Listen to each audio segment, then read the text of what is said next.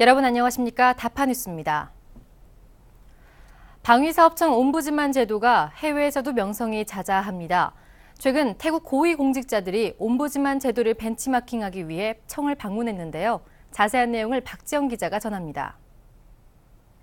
지난 13일 태국의 고위공직자 50여 명이 방위사업청을 방문했습니다. 방위사업청의 청렴도 제고에 큰 역할을 하고 있는 옴부즈만 제도를 벤치마킹하기 위해서입니다. 이날 태국 방문단은 비밀과 보안이 중요시되는 국방 분야에서 옴부즈만이 참여해 가시적인 성과를 내고 있다는 점에 주목했습니다. รู้สึกว่าเกาหลีทำงานได้ผลแล้วก็ทำงานจริงจังมีการตรวจสอบทุกขั้นตอนการคัดเลือกคนเข้ามาทำหน้าที่ก็โปร่งใส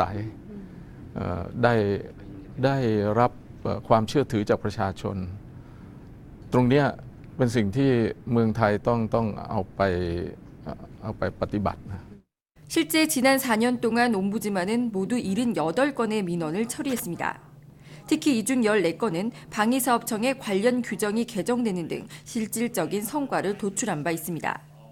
또 월 평균 1개 이상의 기관이 옴부즈만 제도를 벤치마킹하기 위해 방문하고 있어 투명성 제도의 대표적인 모범 사례로도 꼽히고 있습니다. 이미 우리 국민들이 이 반부패에 관한 그런 어떤 의식, 이것이 이미 서서히 안착되어져 있다, 국민들에게도. 그런 노력의 결과가 이런 어떤 그 좋은 성과를 얻게 된 배경이 아닌가 하는 생각합니다. 지금은 민원 신청에 의해서만 이렇게 조사를 하는데 좀 독자적인 조사 역할도 할 수 있다면은 더 발전적이지 않을까 이런 부분도 생각을 해봅니다.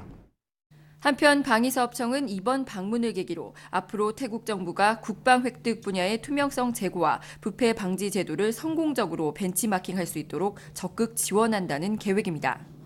다파뉴스 박지영입니다. 국방 R&D 성과 평가의 질적인 발전 방향을 모색하기 위한 세미나가 지난 21일 열렸습니다. 현재 평가의 문제점들과 평가 제도를 발전시킬 수 있는 다양한 주제들이 발표됐습니다. 국방 R&D 성과 평가 제도의 발전 방향을 모색하기 위해 마련된 세미나 현장입니다. 국방부와 방위사업청을 비롯해 산학연 관계자들의 관심이 뜨겁습니다. 가장 중요한 것은 연구 성과에 대한 제대로 된 평가라고 생각합니다. 또한 평가 결과가 다시 최초 기획 단계로 완료되어 더 좋은 성과를 창출할 수 있도록 평가를 실시하는 것이 아주 중요한 일입니다.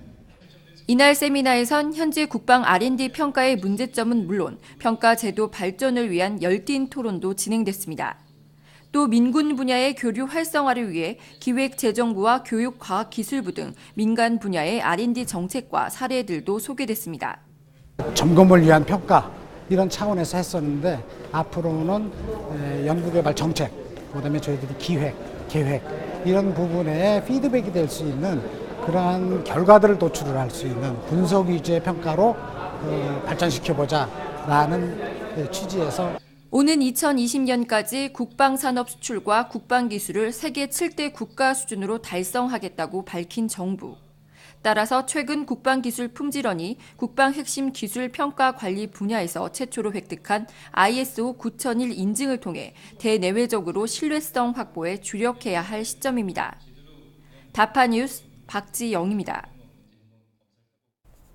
방위사업청과 미 국무부는 지난 5일 방위사업청에서 제42차 한미 방산기술협력위원회를 개최했습니다.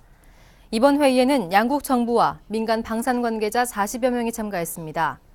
특히 회의에서 장수만 청장은 한미 국방 공동연구 개발 활성화를 제안했습니다. 또 동맹 60주년을 맞이하는 한미 간 혈맹의 역사를 강조하고 국방 공동연구 개발에 대한 미국의 협조를 강력하게 요청했습니다. 방위사업청은 지난 23일 국군 체육부대에서 워크숍과 단합대회를 개최했습니다. 이날 행사에는 방위사업청 직원을 비롯해 출연기관인 국방기술품지원의 주요 간부, 수도권 소재 방산업체 임직원 등 모두 1,500여 명이 참가했습니다. 워크숍에서는 정운찬 전 국무총리의 특별 강연이 진행됐고 이어 단합대회에서는 축구와 줄다리기 등 다양한 체육 행사가 열렸습니다. 다음은 다파 단신입니다.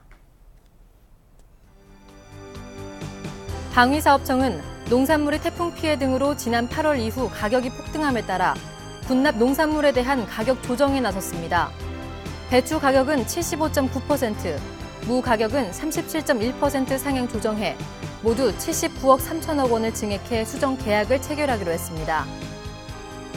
방위사업청은 지난 19일 핵심 부품 국산화 개발에 지원할 10개 중소업체를 발표했습니다. 이번에 선정된 업체는 동진전기와 한국정광 등 모두 10개 기업으로 국산화 개발에 성공할 경우 현대, 로템 등 국내의 대표적인 방산 대기업들에게 핵심 부품을 공급하게 됩니다. 제45회 방위사업추진위원회가 지난 20일 국방부에서 열렸습니다. 이날 회의에서는 전술 정보통신체계 개발 시제업체 협상 우선순위를 선정했습니다. 전술 이동통신체계와 보안 관제체계 등 4개 분야는 삼성탈레스가, 대용량 무선 전송체계는 휴니드 테크놀로지스, 전투 무선체계는 LIG 넥스원이 각각 1순위로 결정됐습니다. 방위사업청은 무기체계 획득 단계별 M&S 적용 지침을 개정 발령했습니다. 이번에 개정된 지침에는 구매사업 간 M&S 기술 자료 확보가 가능하도록 무기체계 구매사업 간 M&S 활용 절차를 신설했습니다. 이상으로 다파 뉴스를 마칩니다. 고맙습니다.